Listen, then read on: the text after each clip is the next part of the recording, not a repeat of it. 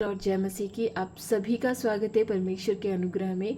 और परमेश्वर के वचन साझा करने के लिए आज हम फिर से जिंदा हैं। फिर से प्रभु ने हमें एक साथ उठाया है, जगाया है, पूरी रात संभाला है और सुंदर वचन दिए हैं। आज के वचन है मत्ती की पुस्तक चैप्टर 12 का वचन 36 और 37। और मैं तुमसे कहता हूँ कि जो जो निकम्मी बातें मनुष्य कहेंगे, न्याय के दिन हर एक बात का लेखा देंगे, क्योंकि तू अपनी बातों के कारण निर्दोष और अपनी बातों ही के कारण दोषी ठहराया जाएगा। आमीन।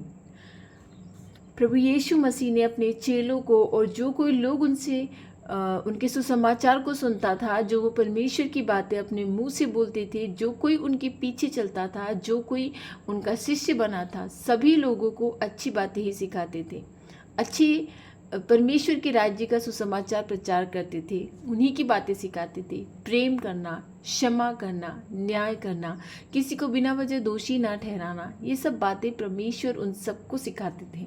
इसीलिए वो अपने चेलों से और उन लोगों से कहते हैं जो उनकी सुनते हैं,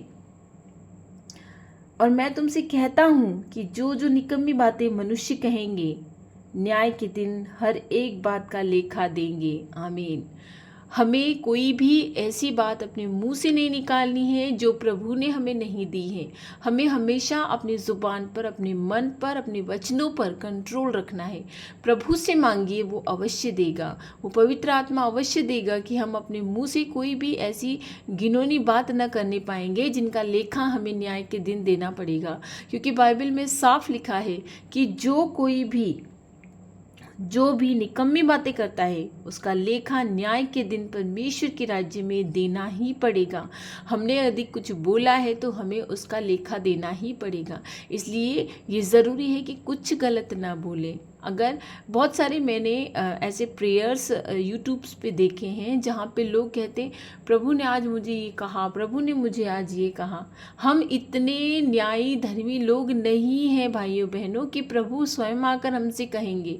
ऐसा कोई नहीं बचा है। सब अपनी दुकान चलाने पे लगे हैं। कोई बाइबल के वचनों को पढ़ के अच्छी तरह नहीं सुनाता है आपको, कोई भी नहीं। और जो ख़ास तौर पर कहते हैं कि प्रभु ने मुझसे आज ये कहा कि तू अपने लोगों को जाके ये कहे, वो कहे, वो सब फालतू की बातें हैं। कोई ऐसा नहीं बचा है इस संसार में। हाँ, धर्म बचा है, धर्मी लोग भी बचे हैं। ऐसे लोग भी हैं जो उस परमेश्वर के लिए आज भी धीरजवंत बने हुए हैं, उसकी बाट जो रहे हैं। ऐसे लोग भी हैं। लेकिन सच्चे परमेश्वर की सच्ची बातें आपको बाइबल में ही मिलेगी। अगर आपको कोई बाइबल से सिखाता है तो आप अवश्य सीखिए। लेकिन यदि कोई मनगढ़ंत कहानी आपसे कहता है, वो क्रोध से भरे हुए हैं, जब वो आपको ऑफलाइन नज़र आएंगे तब उनका क्रोध देखिए आप, इतना गुस्सा उनके अंदर रहता है। इसलिए परमेश्वर की बातों को परमेश्वर से सीखने का सबसे अच्छा तरीका है कि यदि कोई आपको बाइबल के वचनों के अनुसार सिखाता है, बाइबल के वचनों के अनुसार ही प्रार्थना करता है, तो अवश्य सुनिए और आप स्वयं बाइबल पढ़िए। क्योंकि उस परमेश्वर ने ये सभी को अधिकार दिया है कि आप स्वयं उससे डायरेक्ट परमेश्वर से कनेक्ट हो सकते हैं, उससे बातें कर सकते हैं। इसलिए वो खुदा कहता है, ऐसी कोई भी निकम्मी बात ना अपने लिए ना दूसरों के लिए निकालिए। अगर आपके पास ज्ञान नहीं, समझ नहीं, तो नहीं देना है। उस खुदा से मांगिए, वो देगा ज्ञान, वो समझ देगा। क्योंकि तू अपनी बातों के कारण निर्दोष और अपनी बातों ही के कारण दोषी ठहराया जाएगा। जो बातें अच्छी की हैं, हमने भली की है, तो हम निर्दोष ठहराए जाएंगे।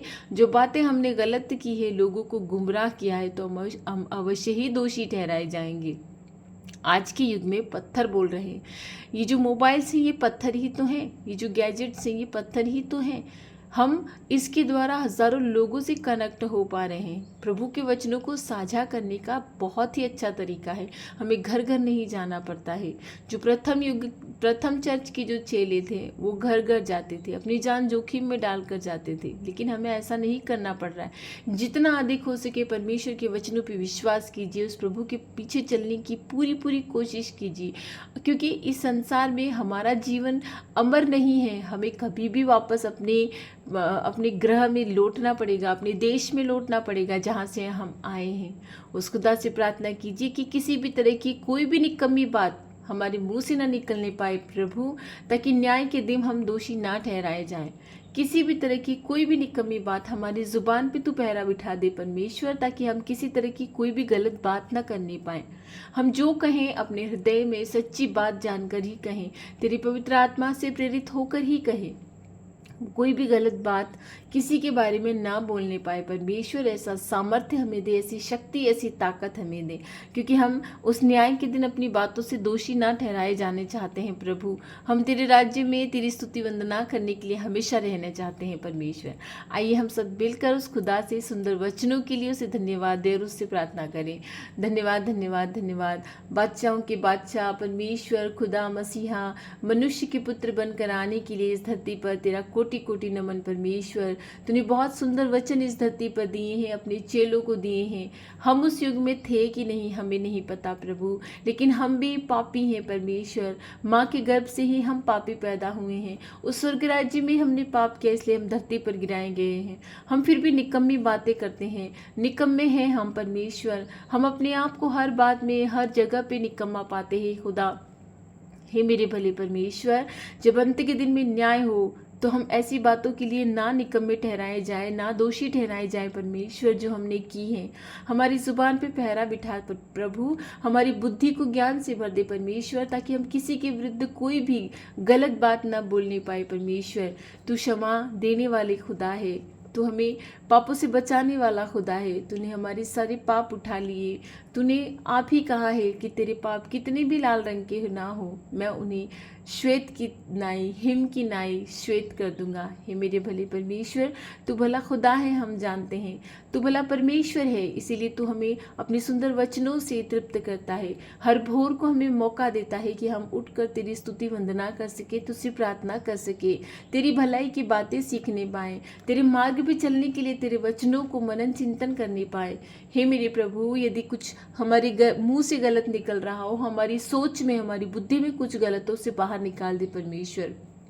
मैं प्रार्थना करती हूँ घरों की शांति के लिए परमेश्वर। जिन घरों में कलह है, जिन घरों में उत्पात मचा है, जिनमें पति पत्नी एक दूसरे में समझ नहीं पा रहे, जिनमें अंडरस्टैंडिंग नहीं है, जिनमें बच्चे पिसे जा रहे हैं, मेरे खुदा उन घरों में तेरी शांति आ जाए परमेश्वर। हे मेरे परमेश्वर, जो आतंकवादी बने घूम रहे हैं, अभी जो अटैक कर रहे हैं, जो लोगों को मार देते हैं, उनकी बुद्धि को तू सही कर परमेश्वर, क्योंकि तू एकमात्र परमेश्वर है जो तू चाहे वो कर सकता है। तेरे शब्द वजूद में आ जाते हैं, तू चाहे तो सब कुछ सही कर सकता है।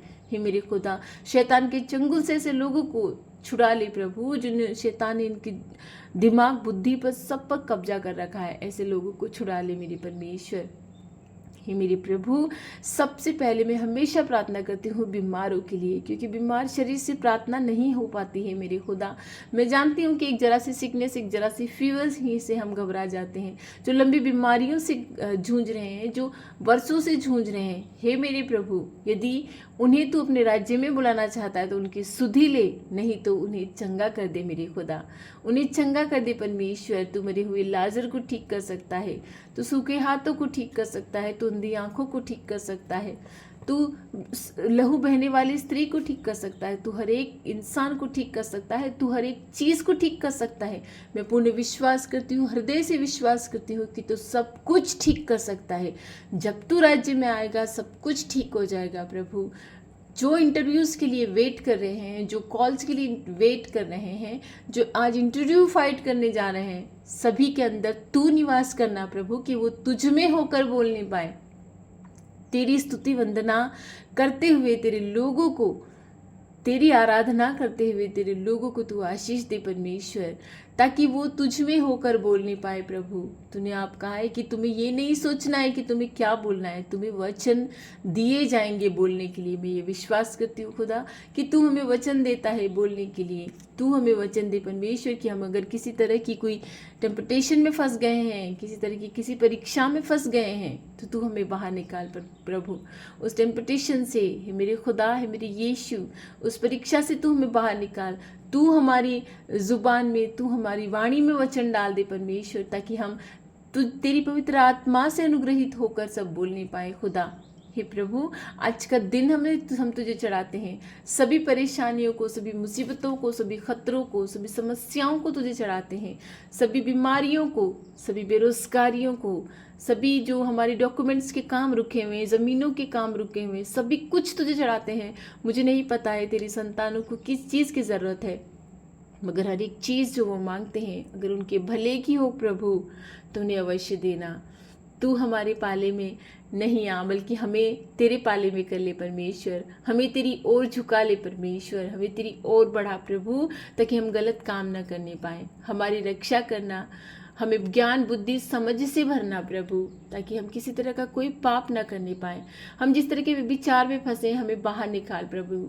अब बहुत हो गया है परमेश्वर, इस विचार से हमें बाहर निकाल परमेश्वर। हम इस विचार से बाहर निकलना चाहते हैं, क्योंकि ये संसार हमारा मिसयूज़ करता है, ये संसार हमें यूज़ करता है परमेश्वर। वह विचार किसी भी प्रकार का हो सकता है, ये संसार हमें यूज़ करने में लगा है। हम तेरी संतान हैं, हमें तेरी ओर आने दे प्रभु, हमें तेरी ओर आशीषित होने दे परमेश्वर, कि जो कोई हमें खोए वो पछताए कि हमने किसी भले मानुष को खो दिया है। हे मेरे खुदा, हमें तेरे पाले में आने दे परमेश्वर, हमें तेरे पाले में आने दे, क्योंकि जो गैर जातियां हैं वो हमारा मिसयूज़ करती है परमेश्वर। तू जानता है प्रभु, तू जानता है खुदा। ऐसे वे विचार से हमारी ज्ञान बुद्धि, हमारे मस्तिष्क, हमारे हृदय सबको बाहर निकाल दे प्रभु, ताकि हमें किसी तरह का कोई भी विचार न करने पाए।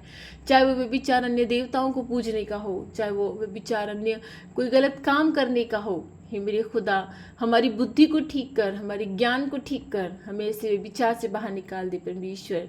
मैं सारी प्रार्थनाएं प्रभु यीशु के नाम से मांगती हूँ, और मांगती हूँ खुदा हमारी रक्षा करना, हमें ज्ञान देना, बुद्धि देना, समझ देना, हमें परीक्षा में न पढ़ने देना प्रभु, आज किसी परीक्षा में न पढ़ने देना।